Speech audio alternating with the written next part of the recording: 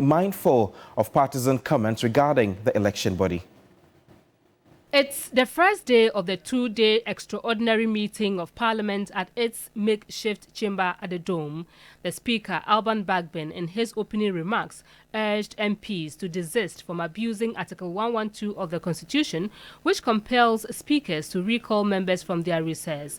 He says he recalled the House based on 3 motions. A 250 million IDA financing agreement, some tax waivers, and 3, a possible reconsideration of a decision of the House on an earlier item that was taken on the 30th of July 2024.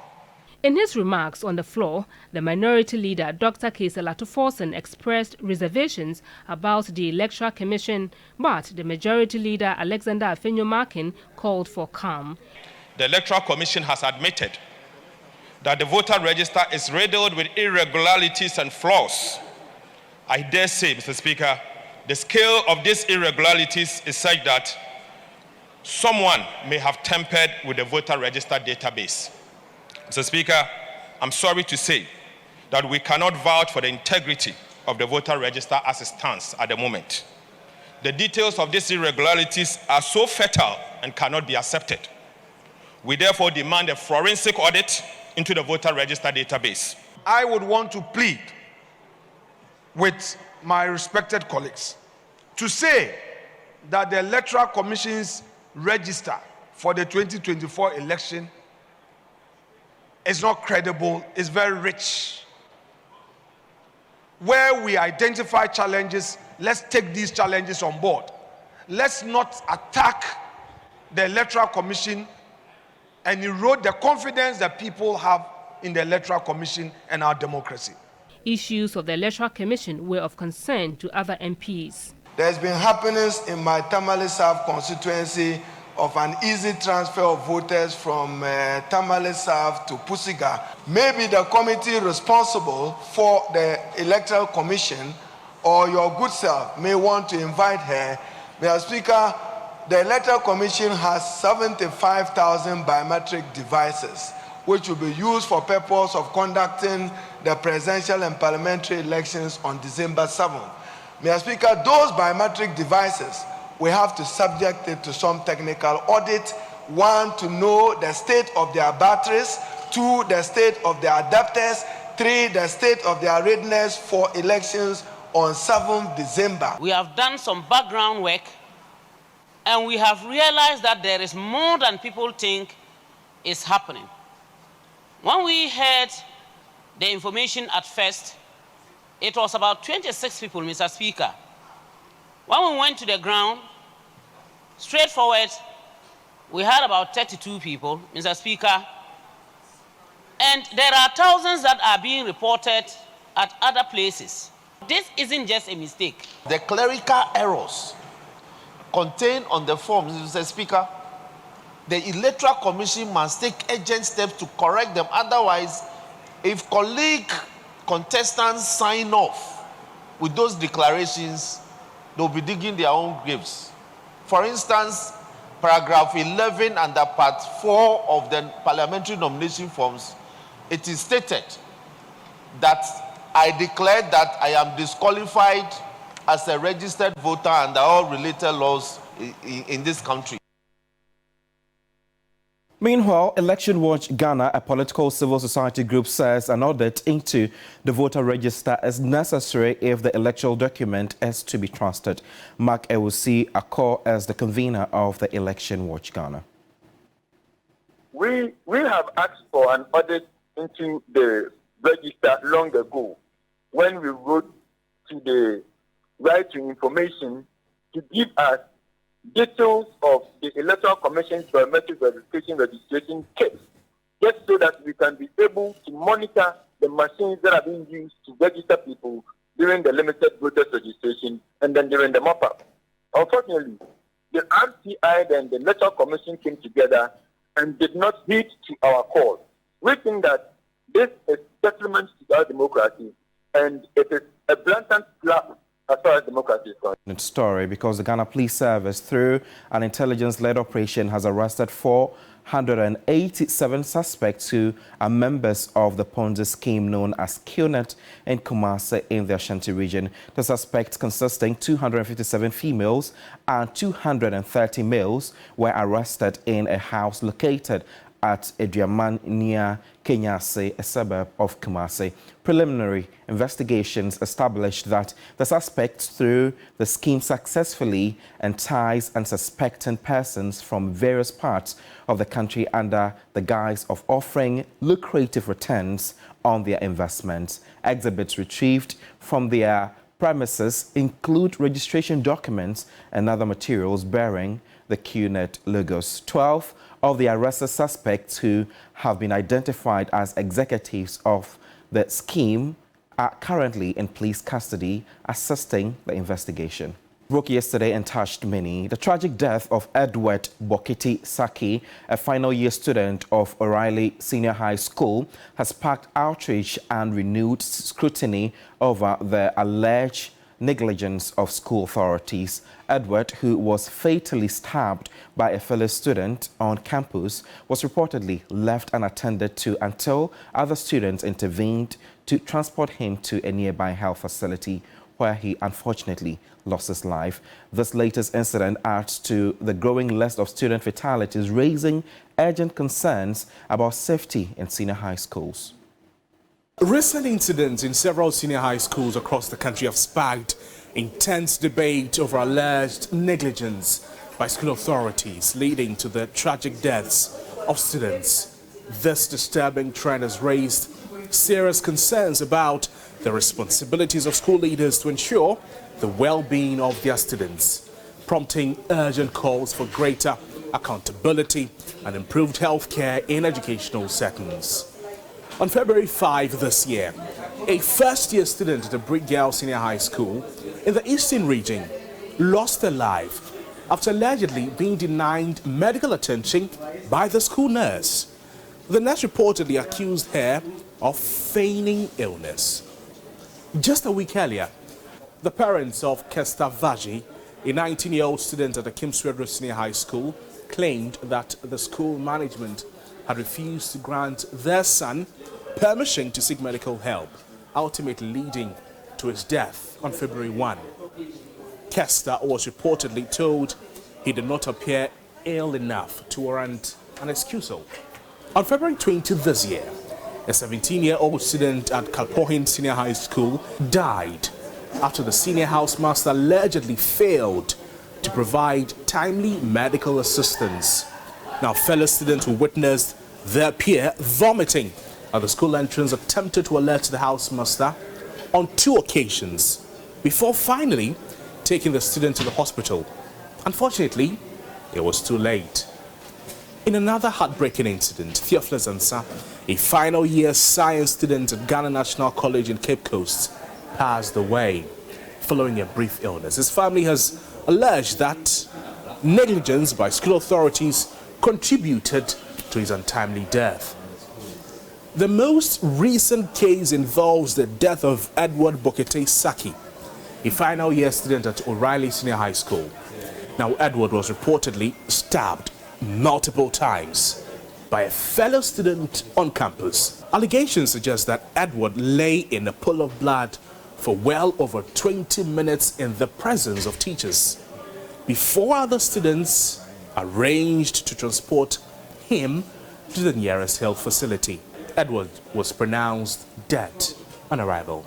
His cousin, who is also a final year student, described the painful experience. Yes, what was and they said is Godwin and Edward, they are fighting. And I don't know what the fight about. And they said, oh, it's nothing serious. But the whole thing was like, oh, you, what do you have? Oh, me, I have this, oh, me, I have that. A few minutes, and the guy, the Godwin guy came, and he was like, hey, you, want your brother. If you don't want your brother's blood will flow in my hands. So there are teachers in the school.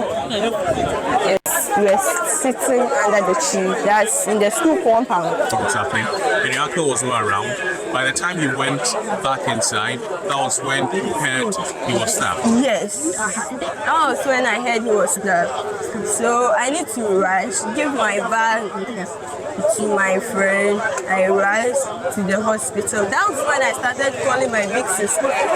My brother had been stabbed in the school, so we should know everyone that we are going to Lekma Hospital. But so at that time, the teachers were still in the school? The teachers were still in the school. And they saw him lying down? They saw him lying down. In the pool of blood?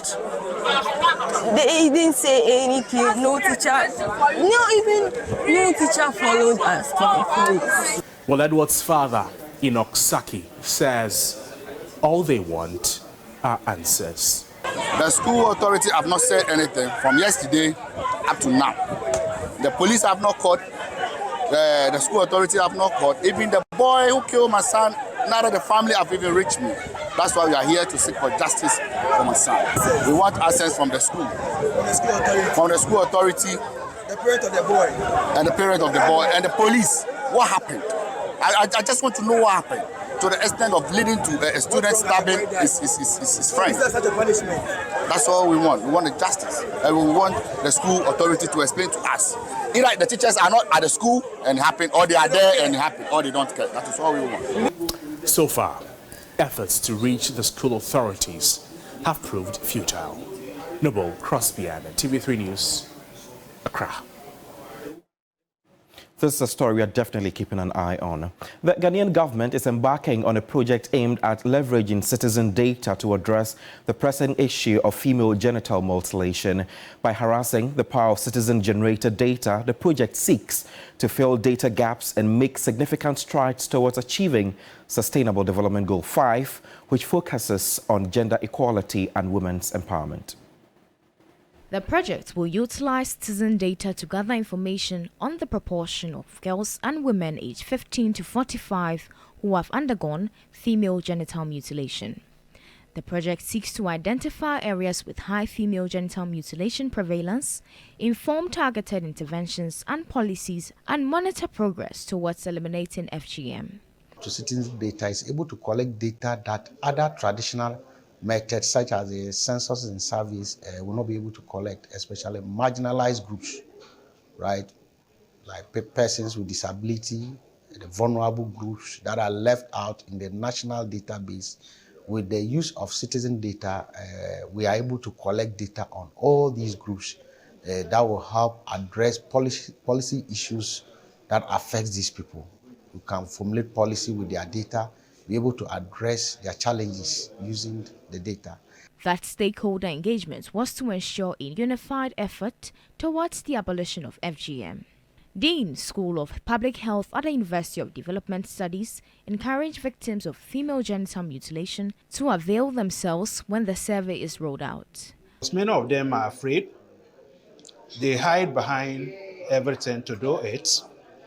And they may be afraid when the issue is rolled out, fearing that when they own up, the law is likely to catch up. So my advice to them is they shouldn't be afraid. The Simulus is a survey to know how many people have gone through this, so that if there's any intervention that government can put in place to help them. The Global Partnership for Sustainable Development, in collaboration with APC Colombia, will work with the government of Ghana and the Ghana Statistical Service, making citizens' data a norm. Parliament could agree to rescind a decision it took on July 30 in respect of a disapproval of the Finance Committee report on the $250 million financing agreement between Ghana government and the International Development Association for the Energy Sector Recovery Program. The minority side complained that they had not been engaged on the new development concerning the loan agreement, compelling the Speaker to refer the matter to the Finance Committee for consideration. And there's more in this report. It's one of the reasons members of parliament were recalled back from recess, but an agreement could not be reached when the item was taken on the floor. The Finance Committee was never engaged, leading to this motion to rescind. And the majority leader was very categorical that on the basis of the conversations that took place, he engaged the Finance Committee.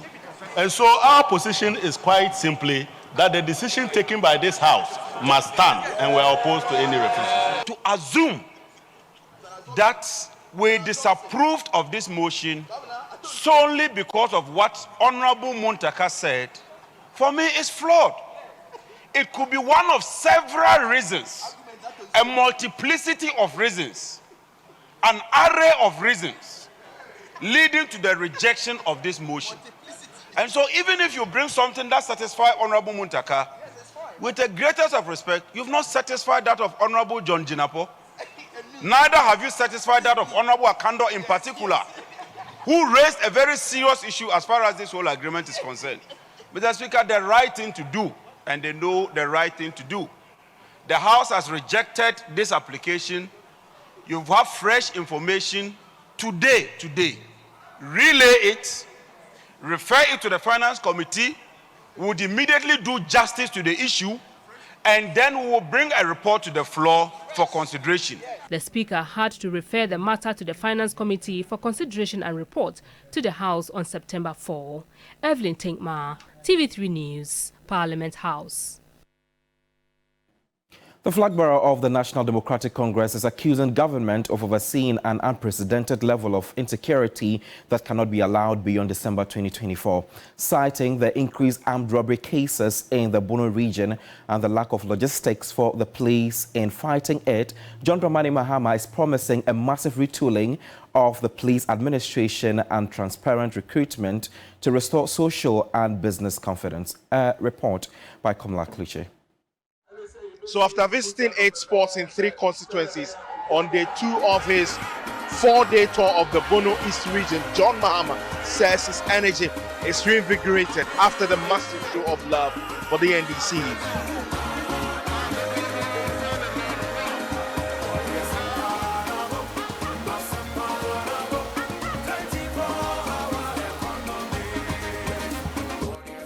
Kintampo South, Pru East and West was the main focus. But in Yeji of the Pru East constituency, the clamor for change was overwhelming the NDC reads. We were told the SHS was free. The things we are made to buy is unbelievable.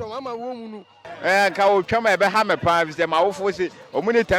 he cancels it, it will be a big disappointment to me. I labor before going to school. I sincerely trust John Mahama will not cancel free SHS. For John Mahama, the state of insecurity under the current dispensation is legendary.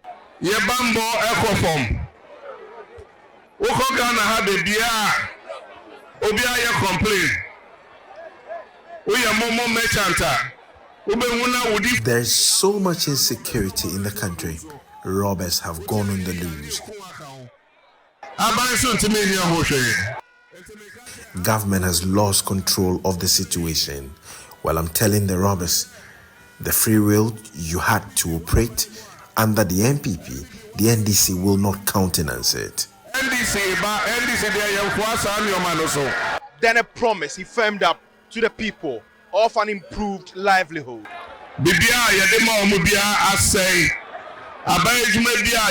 Everything they have had is gone bad, but I am resolute that we will emerge victorious at the polls.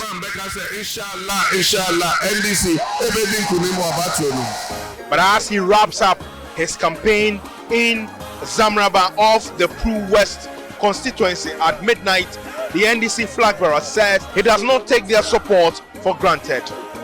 Kamala Kluche, TV3 News, Zamraba. Ghana is reviewing its maritime laws to reflect new and emerging trends in the blue economy, including piracy mechanisms, improved boundary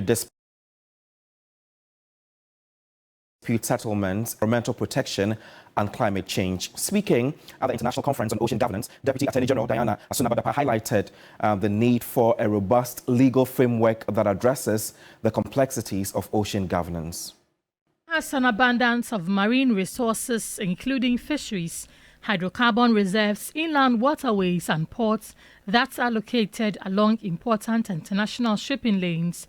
They present the country with opportunities for ensuring food security, bridging income inequalities, attracting foreign direct investment, increasing domestic productivity, and enhancing trading conditions. But regulations in this area have not been desirable. Pursuing legal reforms that will enhance our capacity to manage our maritime resources more effectively and sustainably. These reforms include, we are updating our laws to address emerging issues such as climate change, pollution, and the need for greater protection of marine biodiversity.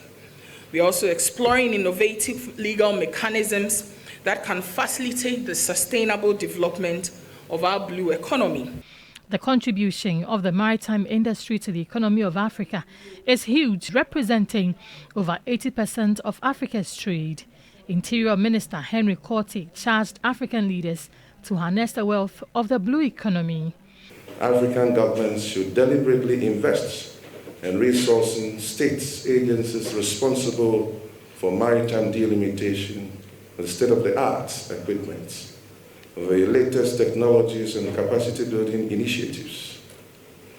By leveraging technology such as virtual buoys, we can indicate maritime boundaries more clearly, prevent overlapping territorial claims, and guide law enforcement agencies. The Ministry of Fisheries and Aquaculture assured of increased investment in the sector.